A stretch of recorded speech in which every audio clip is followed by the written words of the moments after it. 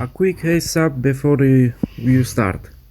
This story is not mine. It was written by Voldyne by the name No You Go First.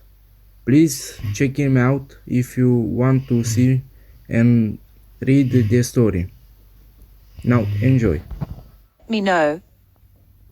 Slim young man with brunette hair and far too many freckles, wearing a green tunic and a bearskin vest, opens the door to a large long house and notices his father sitting by the fireplace.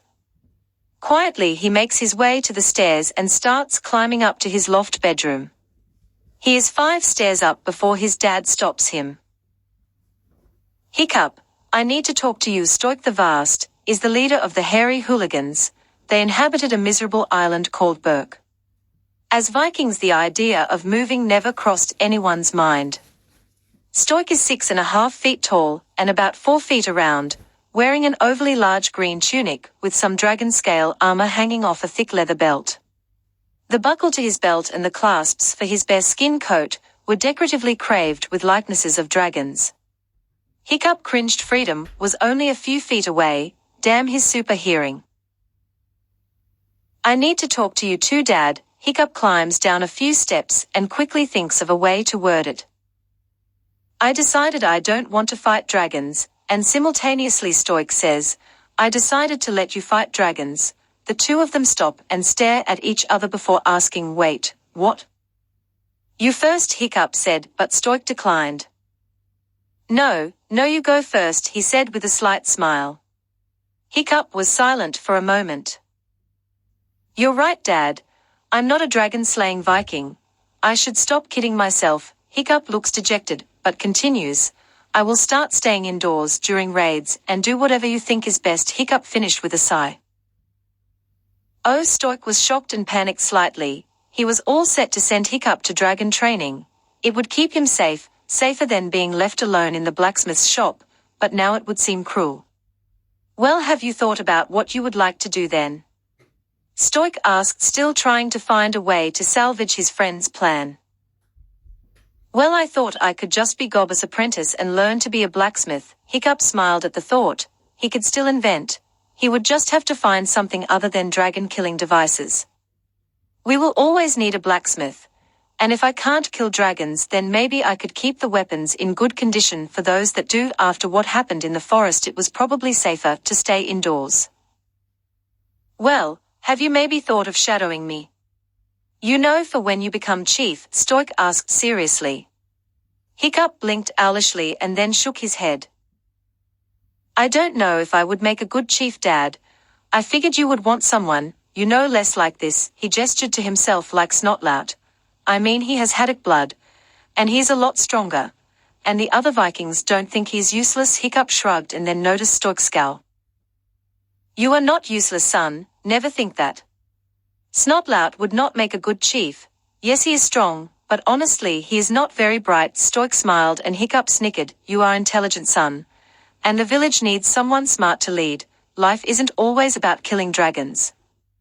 I know I can be hard on you, but I just wanted you to see that there is more than killing dragons. Stoik was using a rare tone of voice, not one of a chief, or a father scolding his child. No, he was using a tone reserved for advice. I am proud of you, son. Not only are you realizing what you're not meant to do, but you're also putting the good of the village before yourself. After I get back, if you would like, you can start shadowing me, and if you and I both find that you are not suited, you can help me find someone who is. Stoik was genuinely proud of his son, and he realized that Gobba's plan would still work. He would just make a slight modification. But Dad, the only other Haddock is Snotlout. Hiccup asked, slightly bewildered. The Haddocks are an old line, it's true, but we weren't always the chief, son. Sometimes it has to be passed on, either due to failure or death. If it comes to that, we will look to the elder families, or for a match for you with the elder house. There are no laws in Berk that say women cannot lead. Stoik laughed as Hiccup's face paled. Springing marriage on him would be an incentive for him to do well, or so Stoik hoped. I am sure you will do fine, son. Now while I am gone, I want you to shadow Gobba. He is going to be training new recruits in the kill ring. Stoik put hand on Hiccup's shoulder while Hiccup was shaking his head. Don't worry, son. you're going to assist him, not fight the dragons. You will learn a little about how we fight dragons, but don't worry, you'll be safe, Stoic said with a smile. Deal. Hiccup did not look convinced, but he was amazed that he just had a conversation with his dad where he wasn't being yelled at, so he simply said deal and smiled.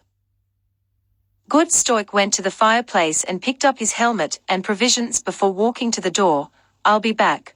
Probably, he said, looking back at his son, who smiled and responded.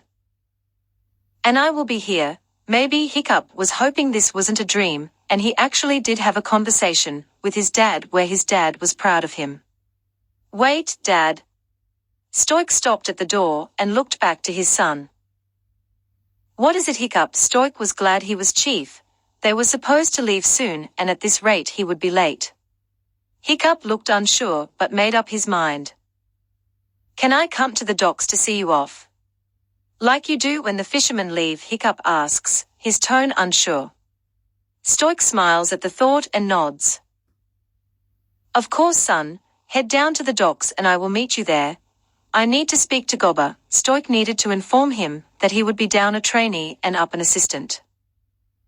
Hiccup followed behind Stoic, shutting the door to the lodge before heading for the docks, while Stoic headed in the direction of the forge.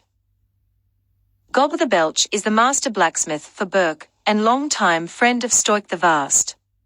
He was roughly the same height as Stoic, and nearly as round, but whereas Stoic had all his limbs, Gobber was missing his right arm just below the elbow and his left leg just below the knee. He kept his blonde hair very short, as working in a forge with long hair is asking for disaster. However, he maintains a large mustache with evidence of burns throughout it.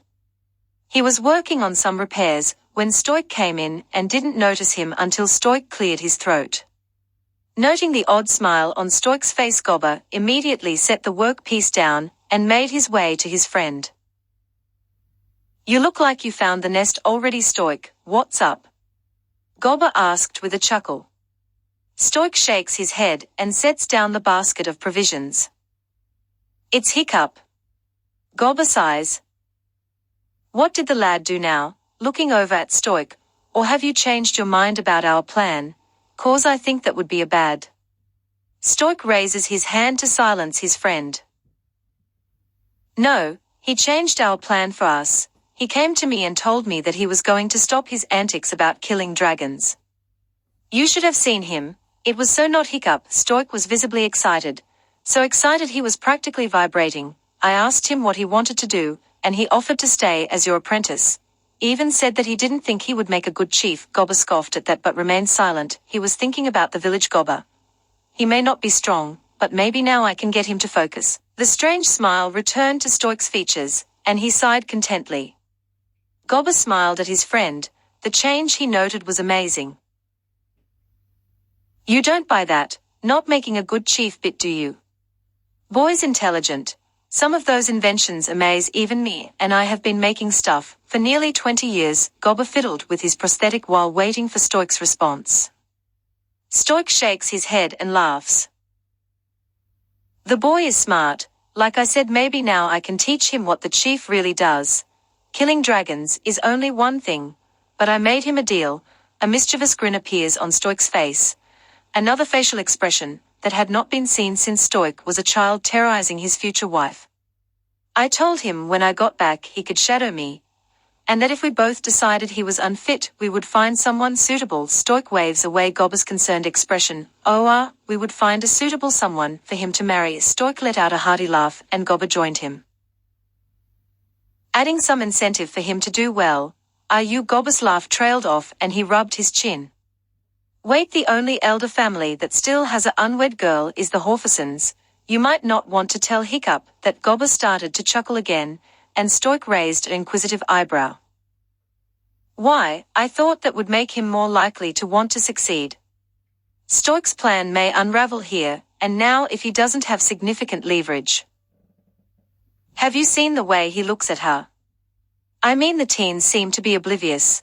But if you catch him staring out the window, you can bet Astrid is on the other side. Gobber smiled. Although if you arrange a marriage, or start asking about a contract, and just happened to let Astrid overhear it, I'm sure she will give Hiccup even more incentive. Stoic eyes light up and he smiles again.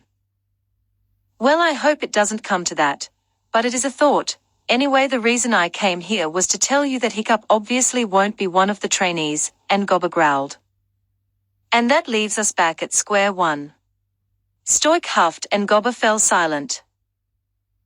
He won't be one of the trainees, but he will be assisting you. Have him help you. I don't know, set up the maze, or feed the dragons and clean the pens. As long as you're there and can give him something to do, he should be fine. If he seems to waver, just tell him a good chief knows how his villagers are trained. Gobber nodded and Stoic reclaimed his provisions and grunted a goodbye before he made his way out. The trip to the docks was short and Stoic found Hiccup standing beside his grandmother Hydron the Elder, a grey-haired, squat old woman who had trouble walking and barely bothered to open her eyes. She leaned heavily on an ornate-looking staff. They were talking quietly until they noticed Stoic. Hiccup lent his arm to his grandmother, and they made their way to Stoic. Both adults had to smile. He may be a klutz, but he was still a gentleman. You didn't do too bad with this one. Stoic Hydron smiled. Hiccup blushed slightly, and Stoic laughed. It was mostly Val. I have been fumbling around in the dark, Stoic said with a smile before patting his son on the shoulder lightly. Light for Hiccup nearly sent him to the ground. Hiccup tells me that he has given up on his foolish notion of dragon fighting. She looks over to her grandson and waves away the sad look on Hiccup's face. You are too smart for all that, boy. You could make a great chief someday. But you, Hydron turns and points at Stoic. You need to find him a good woman. Someone strong who can watch his back. Hiccup groans and Hydron laughs softly. Soon the ships are ready to launch and Stoic explains to Hiccup what their plan is and why it is important to the village. Then the elder grants her blessing for the voyage, and they say their goodbyes. As the three ships make their way out of the harbor, Stoic looks back to see both the elder and his son still on the docks watching. Stoic's strange smile returns, a smile of pride, one he hasn't worn since the death of his wife. Please let me know.